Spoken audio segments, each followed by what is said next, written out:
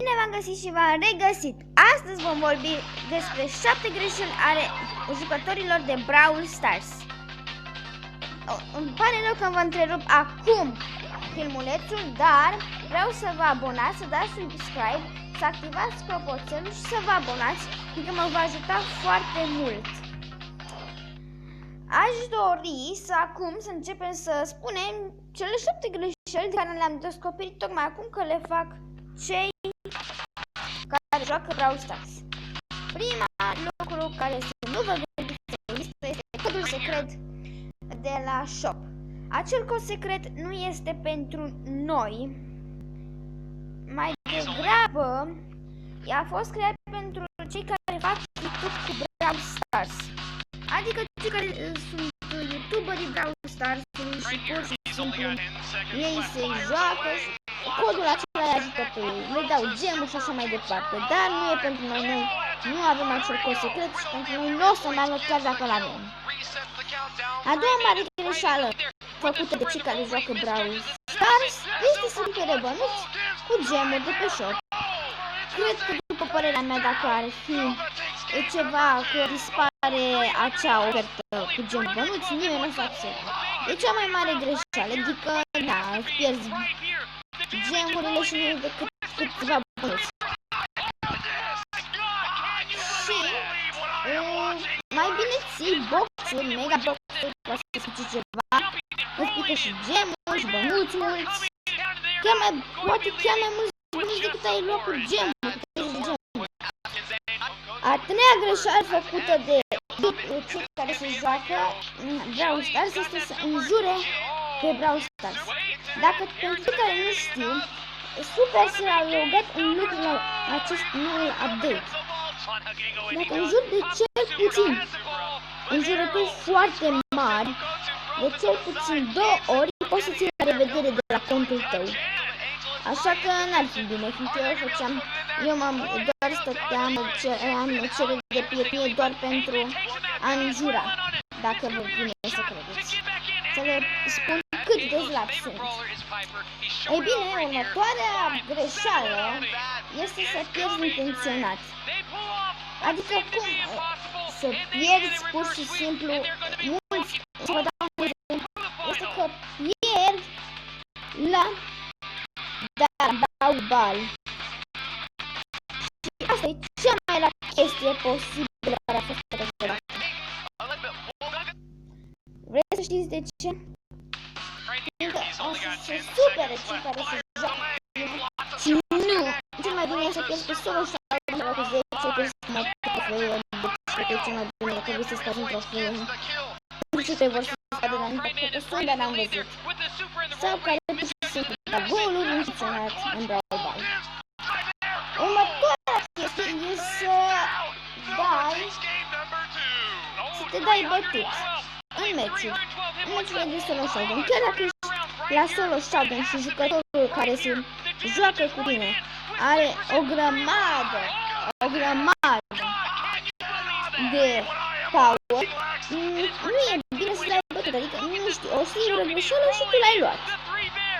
Și cel mai bine să lupți.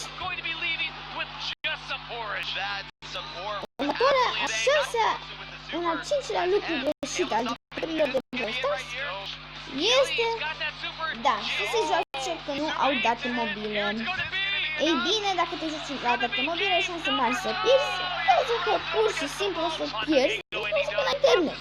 Cel mai bine e să vezi dacă vrei, nu te poți abține să joci Brawl Stars, mai bine vezi câteva filmulețe. Deci, nu chiar ale mele.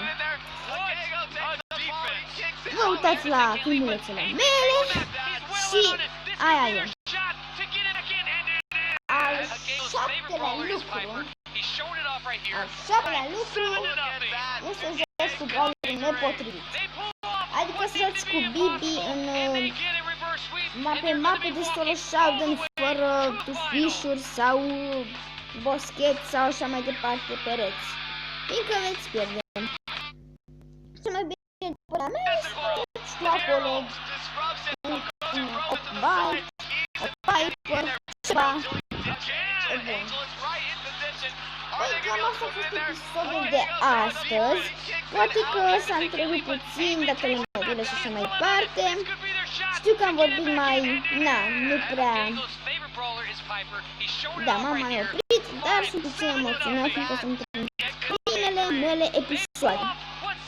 Nu uitați-vă să vă abonați la mine, să dați like, subscribe, să activați clopoțelul și o să fac și o reclamă la niște, nu știu sigur dacă vreți voi să vă abonați, la niște youtuberi care sunt prietenii mei.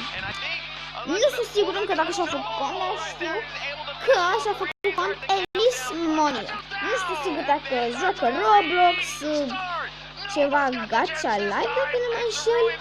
Dacă îi place se poate abona acolo. Și mai e și Yanis și atât. Nu știu sigur dacă și-a făcut contul de YouTube încă, dar sper că da. Este că îi fac reclamă și i-am făcut. Și altul de care mă gândesc eu este Luca Papatorul. Da, știu, au un nume nepotrivit în afară de Elzmonie, dar ce să zic, nu eu am decis. Acum vă abonați dacă nu, asta este. O să facem probabil un episod măcar în fiecare săptămână. Momentan nu o să fac foarte multe, fiindcă probabil nu o să am timp cu această școală online și cu toate chestiile de acum. Păi, asta este. Acesta a fost episodul de astăzi, sper că v-a plăcut. Ne vedem data viitoare. Și să vă spun un lucru, vreau să vă spun că nu o să mai fiu un youtuber pe acest canal. O să vă spun chiar acum. Mă voi numi Dixon pe următorul canal de YouTube. Probabil că nou canal de YouTube va fi foarte curând. Așa că dacă nu o să mai fac episoade pe acest canal, înseamnă că m-am mutat. O să fac și episoade și pe acest canal, dar dacă o să fac mult mai puține, înseamnă că m-am mutat pe acel canal și o să mă cheme Dixon. Probabil o să am și un emoticon și așa mai departe, ca să da. Voi vă spun de acum ca să știți că să vă abonați, să dați subscribe, o să fac mai multe episoade, o să ne jucăm mult mai multe jocuri, o să vă spun mult mai multe lucruri și atât. Asta a fost episodul de astăzi. Sper că v-a plăcut, nu uitați să dați like, subscribe, clopoțel și întrebarea de astăzi. Am zis să fac și o întrebare.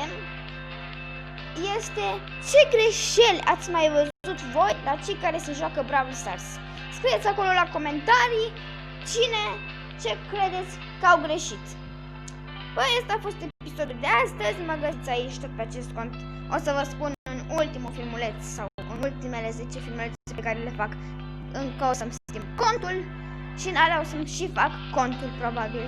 Păi, asta a fost. Ne vedem data viitoare și probabil peste câteva ore, fiindcă voi face un nou episod probabil peste câteva minute.